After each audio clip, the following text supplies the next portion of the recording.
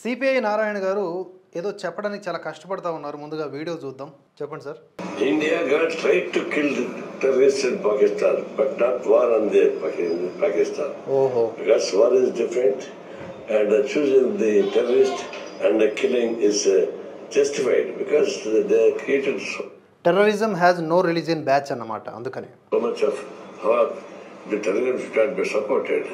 Even in Pakistan also, they are creating more trouble to internal politics also. That's why even Pakistan also should think that terrorism should not be allowed. The Pakistan and India వెనక మేకలు గొర్రెలు బాగా అరుస్తున్నాయి. also put together to fight against the terrorism. Wherever terrorists, they should be killed. But where the CPI is against of the war in Pakistan, because the war is nothing but it would be strengthened against the terrorists. That we should not use that weapons against the Pakistan people or government. Then terrorism will be strengthened.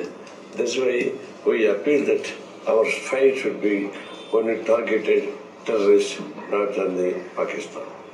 ఈయన మాట్లాడేది ఏంటంటే ఆ పాకిస్తాన్ భాషనే. మన Indian army చాలా స్పష్టంగా ఏవైతే లక్ష్యాలను ఎంచుకుందో ఆ లక్ష్యాలను కూల్చివేసి వెనక్కి వచ్చేసింది. అవన్నీ ఉగ్రవాద శిబిరాలు. ఎంత స్పష్టంగా ప్రెస్ మీట్ పెట్టి మరి బ్రీఫ్ ఇచ్చారు ఆఫీసర్సు. అయినా కూడా మన దేశంలో ఉంటూ సిపిఐ నారాయణ లాంటి వాళ్ళు ఏం ఎలిగేషన్ చేస్తున్నారు?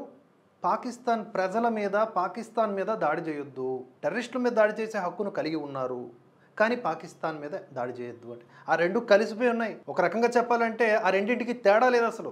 అయినా ఇప్పటి వరకు మన భారత్ చేసినటువంటి దాడి కేవలం అక్కడ ఉన్నటువంటి టెర్రరిస్టు మూకలు, వారికి సంబంధించినటువంటి నిర్మాణాల మీదనే. ఎక్కడ పాకిస్తాన్ ప్రజలకి హాని తలపెట్టలేదు అని స్పష్టంగా చెప్పినప్పటికీ ఈ శాంతి సందేశపు కబుర్లు ఎందుకు చెప్పండి? ఉగ్రవాదాన్ని పెంచి పోషిస్తున్నటువంటి పాకిస్తాన్కి మనం ఏం హాని తలపెట్టకుండా ఉండాలి అని చెప్పేటటువంటి ఈ మెసేజ్లో ఎంతవరకు అర్థం ఉంది? ఇలాంటి కబుర్లు చెప్పే కదా ఇన్నాళ్ళు కూడా మనం ఎంతో నష్టపోయాము. ఇప్పటికైనా ఆర్మీకి ఫ్రీ హ్యాండ్ ఇచ్చి మన ప్రస్తుత ప్రధాని నరేంద్ర మోదీ ఈ ఆపరేషన్ సింధూర్ని విజయవంతంగా మొదటి అడుగులో భాగంగా 9 ఉగ్రవాద శిబిరాల్ని కూల్చివేయడం జరిగింది. ఎంతమంది ఉగ్రవాదులు చచ్చిపోయారో లెక్కలేదు.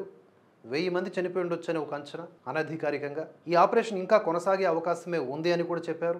దీనికి రిటాలియేషన్గా పాకిస్తాన్ ఆర్మీ కనుక రియాక్ట్ అయితే మీ వైమానిక స్థావరాల్ని కూల్చేస్తామని కూడా వార్నింగ్ ఇవ్వడం జరిగింది ఇండియన్ ఆర్మీ.